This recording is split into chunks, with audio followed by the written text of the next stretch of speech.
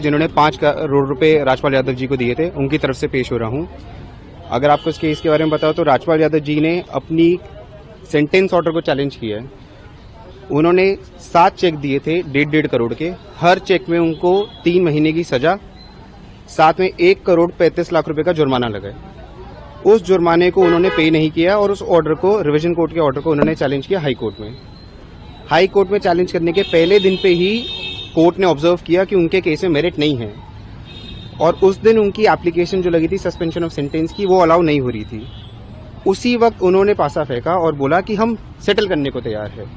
ये बात है 2024 की। 2024 में उन्होंने सेटलमेंट करने का वादा किया, उसके बाद मीडिएशन में रेफर कराया। मीडिएशन में रेफर कराने के बावजूद उन्होंने पैसा नहीं दिया।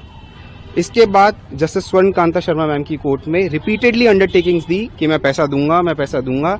इस दौरान 75 लाख रुपए जमा भी कराए, लेकिन अल्टीमेटली जब 2 तारीख को उन्होंने पैसा जमा नहीं कराया तो कोर्ट ने 2 दिन का टाइम दिया उनको सरेंडर करने का। 4 तारीख को भी उन्होंने सरेंडर नहीं किया और एक और एप्लीकेशन मूव कर दी कि मुझे थोड़ा और टाइम चाहिए 1 हफ्ते का सरेंडर करने का, क्योंकि मैं पैसों का बंदोबस्त नहीं कर पाया। जब 4 तारीख को फिर उनका डिनाई कर दिया तो 5 तारीख को उन्होंने मर्सी प्ली खड़ी की कि मैं हाथ जोड़ के रिक्वेस्ट कर रहा हूं कोर्ट से, दिस इज माई मर्सी, कि मुझे टाइम दे दीजिए, मैं पैसा जोड़ पाऊंगा और मैं कोर्ट को जमा करा दूंगा। उसके बाद राजपाल यादव साहब ने सरेंडर कर दिया, अपने वकील साहब बदल लिए और अब उन्होंने फ्रेश बेल एप्लीकेशन लगाई है, ये कह के कि उनकी भतीजी की शादी है और उनको कुछ समय दिया जाए ताकि वो अपनी भतीजी की शादी अटेंड कर ले। आज की एप्लीकेशन के दौरान कोर्ट ने उनसे जब आर्ग्यूमेंट करने को कहा तो वकील साहब ने थोड़ा टाइम समय मांगा और सोमवार के लिए इसको एडजर्न कर दिया। तो सोमवार को सिर्फ बेल पे सुनवाई होगी या सोमवार को आपका जो पेमेंट है उसको भी लेकर बात होगी? कोर्ट ने कहा कि आपका मेरिट पे कोई केस हम नहीं सुनेंगे, क्योंकि प्रीडिसेसर बेंच ने ऑलरेडी ऑब्जर्व कर दिया है ऑर्डर में कि मेरिट्स पे कोई केस नहीं है। अगर आप पैसा देने को तैयार है तो आपका केस हम सुन लेंगे।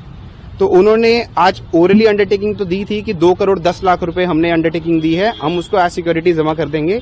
ये बात ऑर्डर शीट में नहीं आई है, क्योंकि आज ऑर्डर शीट में सिर्फ इतना ही आएगा कि उन्होंने एडजर्नमेंट सीख किया एड्रेस करने के लिए।